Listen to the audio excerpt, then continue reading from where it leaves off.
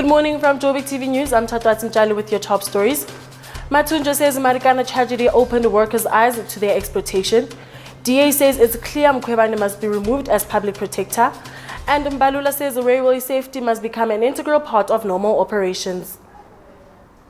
As South Africa reflects on the Marikana massacre that claimed the lives of 34 mine workers 7 years ago on this day, mining union AMCU has described it as the epitome of a struggle for economic emancipation. AMCU led the strike that ended in bloodshed when police shot at mine workers protesting for wage increases against mining giant Lonmin.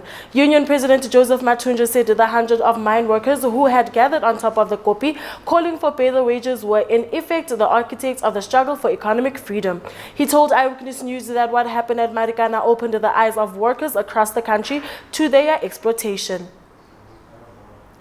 The DA said it has become abundantly clear that advocate Busisiwe Mkhwebane must be removed as the public protector. The party was responding to yet another adverse finding against the advocate after the High Court in Pretoria yesterday ordered that she personally pay 7.5% of the DA and lobby group ASCAS legal's fee in the Creda Dairy Farm review matter. The two parties successfully had the public protector's report on the Estina Dairy Farm project reviewed and set aside. The High Court found that Mkhwebane failed in her constitutional duties. Her dereliction of duties was worse in this matter than in the bankrupt matter, and she turned a blind eye to the poor. Transport Minister Fikile Mbalula said that his department would put more emphasis on railway safety to reduce the increased number of train accidents and ensure that the train operations were efficient.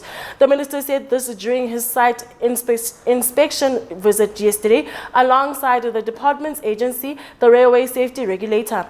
The visit had been aimed at assessing the condition of rolling stocks and to ensure that rail operations adhere to the standards and procedures, amongst others. Ayanda Vezi has more with your sports news. A happy Friday to you all. I'm Ayanda Vezi with your sports news. Starting with cricket, new Proteas team director Inongwe believes that South African cricket has made a good decision to back test batsman Themba Bavuma in a leadership role moving forward. The batsman was announced as the vice captain of the test and will also lead the Proteas in 50-over matches.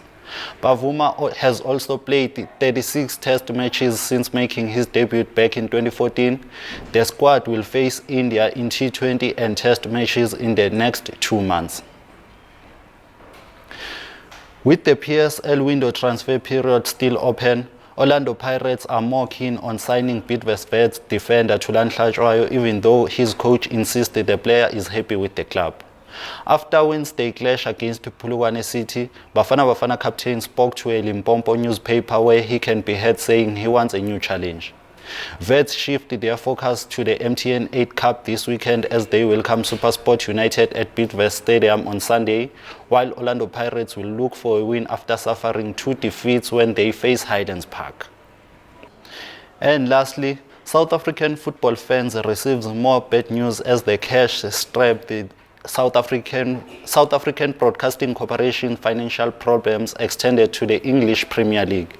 This is after the public broadcaster failed to retain the broadcasting rights to the European League matches. The SABC sub-licensed the EPL rights from the rights holder Kwesi Sports, which has since shut down for an undisclosed amount in August last year, and broadcasted 33 live Premier League matches on Saturday afternoons. The one-year contract expired at the beginning of August. The SABC is still unable to pay 280 million demanded by SuperSport for the PSL rights. That's it from me, Ayanda Vezi, and the sports team. Enjoy your weekend.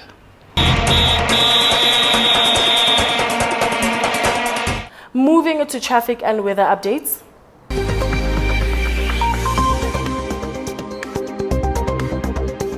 Let's take a look at the traffic this morning. Rivonia on Rivonia Road southbound. There's an accident at 10th Avenue. Expect slow-moving traffic. 4 ways on the N1. There's also an accident before the William Nicol Drive exit. Expect slow-moving traffic. And Edenvale on the N3. There's a police checkpoint between the Gulilus Interchange and Modderfontein Road exit. Expect slow-moving traffic. In your weather, Johannesburg is at 20 degrees Celsius, Randburg at 21 degrees Celsius, and Sandton is also at 21 degrees Celsius. Back to the news desk.